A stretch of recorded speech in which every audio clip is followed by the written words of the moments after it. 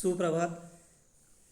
देखिए छात्रों, हम यहाँ पर यह 11वां गद्य पाठ भारती का सपूत इसे हम देख रहे थे। इसके लेखक रांगे राघव हैं और इसमें ये जो भी प्रस्तुत अंश है वह एक जीवनी परक उपन्यास से लिया गया है और इसमें हिंदी गद्य के जनक या हिंदी के पिता जिसे कहा जाता है वह है भारतेंदु हरिश्चंद्र।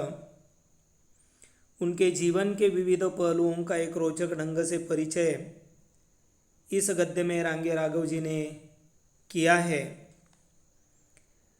उसके कई पहलुओं को हम लोगों ने देख लिया था।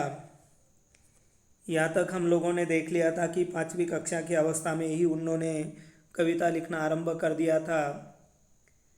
13 वर्ष की उम्र में उनकी शादी शिवालय के रईस लाला गुलाब राय की पुत्री मन्नो देवी के साथ हुई थी। बाद में 17 वर्ष की उम्र में उन्होंने नौजवानों का एक संघ बनाया था और अगले ही बरस उन्होंने वाद विवाद यानी डिबेटिंग क्लब में या उसकी भी स्थापना उन्होंने की थी। इतना ही नहीं, एक बार उनके पिताजी यह कश्यप कथामृत लिख रहे थे या एक सोरठा उन्होंने पढ़ा था, तब बीच में ही अचानक उन्होंने कहा कि इसका अर्थ मैं बताऊं, तो उन्होंने वह अर्थ भी उन्होंने बता दिया था। फिर उन्होंने यह एक स्कूल उन्होंने खोला था। उनकी पत्नी ने उसे पूछा था कि आपको स्कूल खोलने की क्या ज़रूरत थी, तब उन्होंने बता दिया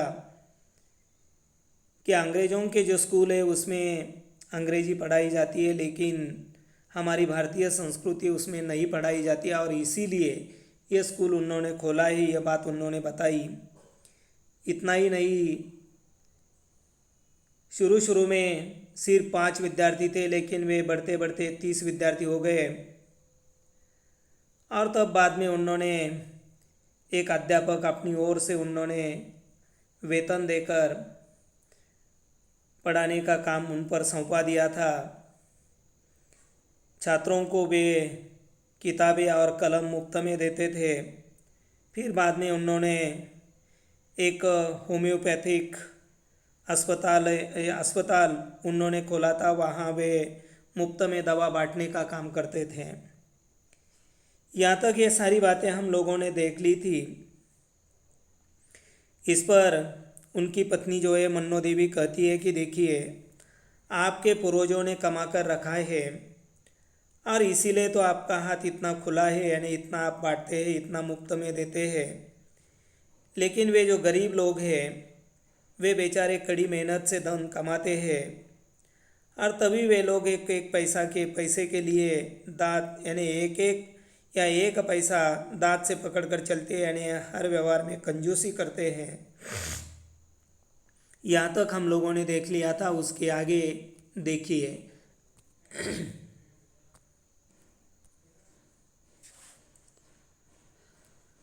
अब यहाँ पर बिल्कुल अंतिम परिच्छेद जो है वह देखिए। वे मेरी ओर देखते रह गए थे। उनकी घुंघराली लटें कानों पर झूल रही थी। उनकी लंबी पर पतली आँखों में एक दूर तक डुबो देने वाली स्याही गहराई दिखाई दे रही थी, मानो मैं उनके सामने होकर भी नहीं थी। अब यहाँ आपने पहली तस्वीर में ही आपने उनकी यह तस्वीर देख ली है कि उनके बाल जो है बड़े बाल है, घुंघराले बाल है और उनकी पर्सनैलिटी एक भारदस्त ऐसी पर्सनैलिटी उनकी थी। ये बातें आपने देख ली हैं और इसीलिए वे कहती है कि यह भारतेंदु हरिश्चंद्र जो है उनकी पत्नी की ओर देख रहे थे। उनके घुंघराले बालों की लट जो है वह उनके कानों पर झूल रही थी। उनकी लंबी और पतली आँखों में एक दूर तक डुबो देने वाली एक स्याह यानी काली, एक काली गहराई दिखाई दे रही थी, मानो मैं उनके सामने होकर भी नहीं थी। यानी किसी विचार में वे डूबे हुए थे। फिर आगे देखिए, वे मुझे ऐसे देख रहे थे जैसे मैं कांच की बनी थी। मन्नो बीवी कह रही है कि उनके पति उनकी तरफ इस प्रकार देख रहे थे कि ऐसा लग रहा था कि जैसे मैं कोई कांच की चीज हूँ। आगे देखिए, व्यक्ति का जीवन वही तो नहीं है जो उसके बाह्य से झलकता है। कवि हृदय थे, अतः कविता लिखते थे। वैभव था, इसलिए दान देते थे। सुलझे हुए थे, अतः देशभक्त थे। और फिर शाह खर्ची थी, इसीलिए कि पिता की यह परंपरा थी, प्रसिद्ध हो गए थे। अतः देश के बड़े बड़े पदाधिकारी, राजा और प्रसिद्ध लोग उनसे मिलते थे। वे नाटक करते थे, लिखते थे। इतना तो अधिक नहीं है, जिए ही कितने, 34 बरस 4 महीने। यहाँ पर बाकी कोई कठिन शब्द मेरे ख्याल से नहीं है, सिर्फ एक ही, यानी शाह खर्ची। शाह खर्ची का अर्थ होता है शाहों की तरह किया जाने वाला खर्च, या बिना सोचे समझे खर्च करना। यानी जो शाही लोग, यानी जो अमीर लोग हैं, राज परिवार के लोग जो होते हैं, वे क्या करते हैं, मनमाना खर्च करते हैं। तो यह व्यक्ति का जीवन वही तो नहीं है जो उसके बाह्य से झलकता है। यानी बाहरी तौर पर किसी व्यक्ति को हम देखते हैं, उसे देखकर हम अंदाज लगाते हैं कि भाई ये व्यक्तिमत्व कैसा हो सकता है। तो यह बाहरी दिखाई देने वाला जो भी व्यक्तित्व है वही नहीं होता। यह भारतेंदु हरिश्चंद्र जो है वे कवि हृदय थे, उनमें कवि का हृदय था, इसीलिए वे कविता लिखने का काम करते थे। उनके पास वैभव था, धन दौलत थी, इसीलिए वे दान देने का काम करते थे। वे सुलझे हुए थे, अतः वे देशभक्त थे। फिर शाही खर्ची थे, इसीलिए पिता की यह परंपरा थी, प्रसिद्ध हो गए। यानी दान वे दान करते थे। आपने पहले देख लिया है कि वे गरीब छात्रों को मुफ्त में किताबें और कलम देने का काम वे करते थे, और इसीलिए वे प्रसिद्ध हो गए। अतः देश के बड़े बड़े पदाधिकारी, राजा और प्रसिद्ध लोग उनसे मिलते थे, क्योंकि यह भारतेंदु हरिश्चंद्र एक प्रसिद्ध व्यक्ति बन गए थे। और इसीलिए देश के जो बड़े बड़े पदाधिकारी है, राजा महाराज जो है, प्रसिद्ध लोग जो है, वे भारतेंदु हरिश्चंद्र से मिलने को आते थे। भारतेंदु हरिश्चंद्र नाटक करते थे, नाटकों को लिखने का काम करते थे। इतना तो अधिक नहीं है, जिए ही कितने दिन, यानी उन्हें उम्र कितने दिनों की मिली है, सिर्फ 34 बरस 4 महीने की उम्र उन्हें मिली है। आगे देखिए, अध्यापक रत्नहास ने पुस्तक बंद करते हुए कहा, यह था भारतेंदु का वह उदय का समय जब वे तरुण हो चुके थे। आपने देखा, वह एक साथ ही कितने काम करते थे। वे लेखक थे, पत्रकार थे, और इसके अतिरिक्त समाज के दैनिक जीवन में उनकी कितनी दिलचस्पी थी। उस समय डिबेटिंग क्लब और यंग मेस एसोसिएशन खोलकर उन्होंने मूक हुए देश को वाणी और स्फूर्ति देने की चेष्टा की थी। दवाखाना खोलते समय उनके मन में देश की गरीब जनता के प्रति वैसा ही प्रेम था जैसा विद्यार्थियों के प्रति था। 19 वर्ष की आयु में उनको महत्वपूर्ण व्यक्ति मान लिया गया था। इसी से उनकी मेधा स्पष्ट हो जाती है। अब यहाँ पर कई कठिन शब्द जो है उसे हम देखेंगे। दिलचस्पी, दिलचस्पी यानी रुचि, दिलचस्पी यानी रुचि। बाद में मेधा, मेधा का अर्थ होता है बुद्धि, मेधा यानी बुद्धि या धारण शक्ति। अब यह अध्यापक रत्नहास ने पुस्तक बंद करते हुए कहा कि यह था भारतेंदु का उदय का समय। यानी आदमी का उदय कब होता है, जब वह जन्म लेता है, उसी वक्त नहीं। आजकल हम पाते हैं कि जब उनकी 20, 22, 25 साल की उम्र हो जाती है तब उनका उदय का समय आ जाता है। लेकिन यह भारतेंदु हरिश्चंद्र देखिए, कम उम्र में ही उनका उदय हो चुका था। वे तरुण हो चुके थे। आपने देखा वह एक साथ ही कितने काम करते थे। देखिए, अगर हम अभी पढ़ाई कर रहे हैं तो पढ़ाई के अलावा हम और कोई काम नहीं करते हैं। ये छोटा बड़ा काम छोड़ दीजिए, बड़े बड़े काम जो है वे देखिए कितने काम करते थे। वे लेखक थे, यानी लेखन करने का काम करते थे। वे पत्रकार थे, इसीलिए पत्रकारिता करते थे। और इसके अतिरिक्त समाज के दैनंदिन जीवन या दैनिक जीवन में उनकी हमेशा रुचि थी। उस समय उन्होंने डिबेटिंग क्लब यानी वाद विवाद और यंग मेंस एसोसिएशन खोलकर उन्होंने मूक हुए देश को एक वाणी और स्फूर्ति देने की चेष्टा यानी प्रयत्न कोशिश उन्होंने की थी। उन्होंने अपने पहले भी देख लिया है, होम्योपैथिक दवाखाना यानी अस्पताल उन्होंने खोला था। वह खोलते समय उनके मन में देश की गरीब जनता के प्रति वैसा ही प्रेम था जैसा विद्यार्थियों के प्रति था। अब उनकी 19 साल की जब उम्र हुई थी, उस वक्त उन्हें एक महत्वपूर्ण व्यक्ति मान लिया गया था। अगर आप अभी अपनी उम्र की बात सोचेंगे तो मेरे ख्याल से लगभग 16, 17, 18 साल के बीच, 16 से लेकर 18 साल के बीच आपकी उम्र होगी, यानी 19 के लिए ज़्यादा समय नहीं रहा। लेकिन देखिए आपको कितनी कीमत है। वह 19 साल की उम्र में एक महत्वपूर्ण व्यक्ति के रूप में लोग उसे मानने लगे थे। और इसी से उनकी मेधा स्पष्ट हो जाती है। 19 साल की उम्र में कोई महत्वपूर्ण व्यक्ति बनना कोई आसान काम नहीं था। इससे उनकी बुद्धिमत्ता जो है निश्चित रूप से स्पष्ट हो जाती है। अध्यापक रत्नहास ने कुछ पल रुककर पुस्तक उठाई और पढ़ने लगे।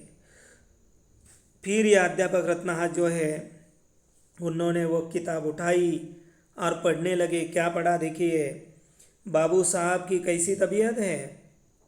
ठीक नहीं है। मल्लिका मन काँप गई। भारतेंदु शैया पर पड़े थे, मलिन रुग्ण। मल्लिका ने देखा तो आंखें फटी रह गई। ठीक है, यहाँ तक हम पहले देख लेंगे। यहाँ मलिन का अर्थ होता है मैला। बाद में एक मुहावरा लिख लीजिए, आंखें फटी रहना। आंखें फटी रहना। आंखें फटी रहना का अर्थ होता है आश्चर्यचकित रह जाना। अब यह रत्नाकर जो है वे किताब पढ़ने लगे। उन्होंने पढ़ा कि बाबू साहब की तबीयत कैसी है? ठीक नहीं है, यानी उनकी तबीयत बिगड़ चुकी थी। मल्लिका जो है मन ही मन वह काँप गई थी, डर गई थी, उनका शरीर काँपने लगा था। भारतेंदु हरिश्चंद्र शैया पर पड़े हुए थे। उनका शरीर मैला है, रुग्ण बनकर वे शैया पर पड़े हुए हैं। मल्लिका ने देखा तो वह आश्चर्यचकित रह गई कि यह भारतेंदु हरिश्चंद्र जो है शैया पर वे एक रुग्ण की तरह, रुग्ण की भांति वे पड़े हुए हैं। आगे देखिए, कहाँ गया वह चपल रूप, वह दबंग उत्साह? यही तो था जो उन्मुक्त सा पथों पर गा उठता था, जिसमें अहंकार नहीं था किंतु जागरूक स्वामी रक्त बीज की भांति बार बार उठता था, और जिसकी मुखरित चंचलता एक दीन काशी को गुंजाया करती थी।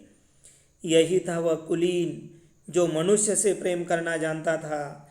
यही था वह धनी जो उन्मुक्त हाथों से अपने वैभव को दरिद्र का आंचल भरने के लिए लुटाया करता था। ठीक है, यहाँ तक हम पहले देखेंगे। अब यहाँ देखिए कठिन शब्द जो है चपल यानी चंचल, दबंग यानी प्रभावशाली,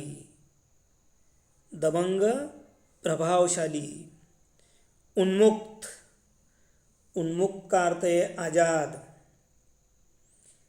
रक्तबीज, रक्तबीज का अर्थ है यानी एक राक्षस का नाम है या एक राक्षस जिसके रक्त की एक एक बूंद से राक्षस उत्पन्न होता था, उसे कहा जाता है रक्त बीज। रक्त, रक्त का बीज, बीज यानी जिसे हम मराठी में बी कहते हैं, ये रक्त बीज यानी एक राक्षस जिसके रक्त की एक एक बूंद से राक्षस उत्पन्न होता था। बाद में मुखरित यानी मुखरित, उसमें कोई कठिन नहीं है। कुलीन, कुलीन यानी अच्छे वंश का, कुलीन यानी अच्छे वंश का। वैभव यानी धन, बाकी कोई कठिन नहीं है। अभी यह भारतेंदु हरिश्चंद्र जो है वह बीमार पड़ गए थे। वह एक रुग्ण की शैया पर वे मैला हुआ उनका वह शरीर था, शैया पर पड़े हुए थे। मल्लिका ने जब देखा तो वह उनकी आंखें फटी रह गई यानी आश्चर्यचकित रह गई। फिर वह आगे पढ़ रहे हैं, कहाँ गया वह चपल रूप, यानी उनका वह कितने वे चंचल थे, वह चंचल रूप कहाँ गया। उसमें एक प्रभावशाली उत्साह हमेशा बना रहता था, कहाँ गया वो उत्साह। यही तो था जो उन्मुक्त यानी आज़ाद सा पथों पर गा उठता था, जिसमें अहंकार नहीं था। देखिए ये भारतेंदु हरिश्चंद्र जो है उच्च कुलीन थे, धनी वर्ग के प्रतिनिधि थे, लेकिन फिर भी उनमें जरा भी अहंकार नहीं था। किंतु जागरूक स्वामी रक्तबीज की भांति बार बार उठता था और जिसकी मुखरित चंचलता एक दिन काशी को गुंजाया करती थी। काशी की गली गली में वे गीत गाते हुए घूमते थे। यही था वह कुलीन यानी एक अच्छे वंश का वह आदमी था जो मनुष्य से प्रेम करना जानता था, क्योंकि उन दिनों स्पृश्य यह भेदाभेद बहुत ही बड़े पैमाने पर मानी जाती थी। अवर्णों के साथ ये उच्च वर्ग के लोग दुर्व्यवहार करते थे, लेकिन भारतेंदु हरिश्चंद्र को ना अपने कुल का गर्व था, ना अपने वैभव का उन्हें गर्व था, और जो उसे मनुष्य से प्रेम करना जानता था। यही था वह धनी जो उन्मुक्त हाथों से अपने वैभव को दरिद्र की आंचल भरने के लिए लुटाया करता था। यानी वही भारतेंदु हरिश्चंद्र जो है उनके पास अपार धन संपदा थी। वह धन वह उन्मुक्त हाथ से यानी मुक्त हाथों से अपने वैभव को जो दरिद्र रेखा के नीचे के जो लोग हैं, गरीब वर्ग के जो लोग हैं, उन्हें देने का काम वह करता था। वह भक्त था, वैष्णव था, उसमें जीवन का सहज गर्व था। वह इतना प्रचंड था कि उसने अपना महत्व विदेशियों के अधिकार को भी मनवा दिया था। वह निर्भीक व्यक्ति देश में सुधार करता घूमता था।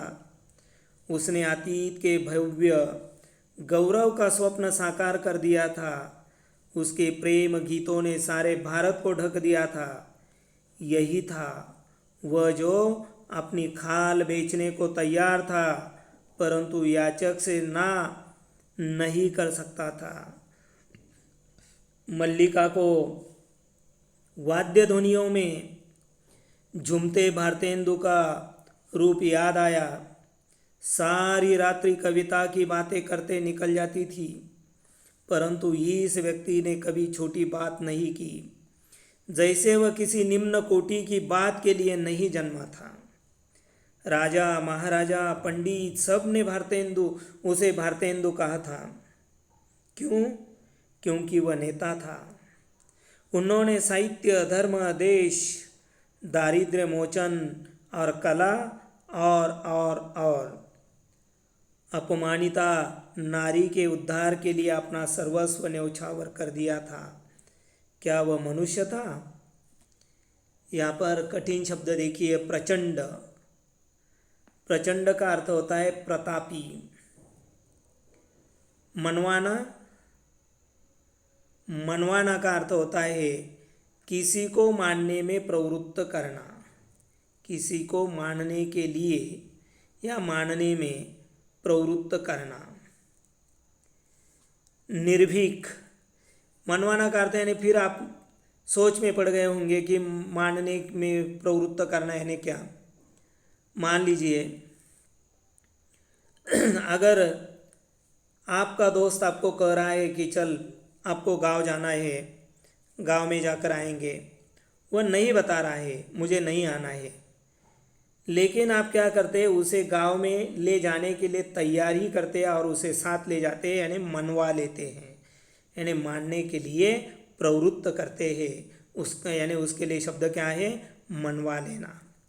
निर्भीक, निर्भीक का अर्थ होता है किसी का भी डर न होना।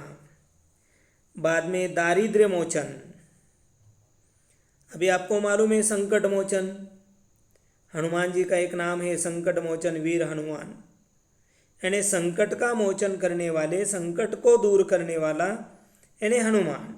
उसी प्रकार दारिद्र्य मोचन यानी दरिद्रता दूर करने वाला। और न्योछावर करना है ना, न्योछावर करना। अब यह जो भारतेंदु हरिश्चंद्र जो है वह भक्त था, वैष्णव था, उसमें जीवन में सहज गर्व था। वह इतना प्रतापी था कि उसने अपना महत्व विदेशियों के अधिकार को भी मनवा दिया था। यानी देखिए वह इतना प्रतापी था कि उसने अपना महत्व विदेशियों के अधिकार को भी मानने के लिए उन्होंने प्रवृत्त कर दिया था। भारतेंदु हरिश्चंद्र बिल्कुल निर्भीक थे, निडर थे। व्यक्ति देश में सुधार करता घूमता था। उसने अतीत के भव्य गौरव का स्वप्न साकार कर दिया था। उसके प्रेम गीतों ने सारे भारत को ढक दिया था। वह अपने देश पर, देश के प्रति प्रेम गीतों का निर्माण करते थे और उसे काशी की गली गली में गाकर फिरते थे। यही था वह जो अपनी खाल बेचने को तैयार था। अपनी खाल यानी त्वचा, अपनी त्वचा बेचने के लिए तैयार था, परंतु याचक से ना नहीं करता था। यानी जो भी उनके द्वार पर याचक यानी भिक्षुक आ जाता है, मांगने वाला कोई भी जो भी कुछ मांगने के लिए आता है, उसे कभी भी उन्होंने खाली हाथ नहीं जाने दिया है। मल्लिका को वाद्य ध्वनियों में झूमते भारतेंदु का वह रूप याद आया, क्योंकि वह गीत गाते थे। वह वाद्य की जो ध्वनि है, उस ध्वनि में वह बिल्कुल झूमते हुए, गाते हुए, उनका वह रूप मल्लिका को अब याद आ गया है। सारी रात्रि कविता की बातें कितनी निकल जाती थी। रात भर वे कविता को लेकर बातें करते थे, परंतु इस व्यक्ति ने कभी छोटी बात नहीं की। उनकी जो बातें होती थी एक विशाल बड़ी बातें होती थी, और उनकी उन बातों को सुनकर ऐसा लगता है कि उनका जन्म जो है वह निम्न कोटि की छोटी बातों के लिए उनका जन्म ही नहीं हुआ था। राजा, महाराजा, पंडित सब ने उसे भारतेंदु कहा था। क्यों? क्योंकि वह एक नेता था। उन्होंने साहित्य, धर्म, देश, इतना ही नहीं, जो गरीब लोग हैं, जो दारिद्र्य रेखा के नीचे के लोग हैं, उनकी दरिद्रता उन्होंने दूर की थी। और कला और न जाने कितने काम उन्होंने किए थे। और अपमानिता नारी, क्योंकि उन दिनों नारी के साथ भी कोई अच्छा सलूक नहीं किया करते थे। आपको मालूम है विधवा, ये जो भी प्रथा थी, विधवा प्रथा थी, यानी विधवा जो नारी हो जाती थी उसे कितना अपमानित किया जाता था, किस प्रकार का दुर्व्यवहार उसके साथ किया जाता था, कदम कदम पर उसे अपमानित किया जाता था। सती प्रथा थी, यानी उनके पति गुजर जाने के पश्चात उसी चिता पर यह जो नारी है जिसका पति मर चुका है वह भी उसी चिता पर उसे जलाया जाता था। यह सती प्रथा आपको मालूम है। और इसीलिए तो मैथिली शरण गुप्त ने 2 पंक्तियाँ उनके बारे में कहा है, अबला तेरी हाय कहानी आँखों में दूध, सॉरी, आंचल में दूध, आँखों में पानी। क्योंकि यह जो विधवा होती है, विधवा बहुत ही दुर्व्यवहार, अपमानित किया जाता है। तो ऐसी अपमानिता नारी के उद्धार के लिए अपना सर्वस्व उन्होंने न्यौछावर कर दिया था। तो इतना उनका जो कार्य है, उम्र ही क्या थी, 34 साल की उम्र उन्हें मिली है।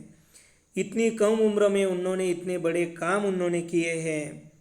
तो क्या इन कामों को देखकर ऐसा लगता है क्या वह मनुष्य था? फिर आगे देखिए, और आज आज वह आज वह मलिन सा पड़ा है, किंतु उसके नेत्रों में वह चमक है। क्षीण काय हो जाने पर भी होठों पर अब भी वही क्षमा भरी आशुतोष और अपराजित मुस्कुराहट है। क्षीणकाय यानी दुर्बल, बाद में आशुतोष।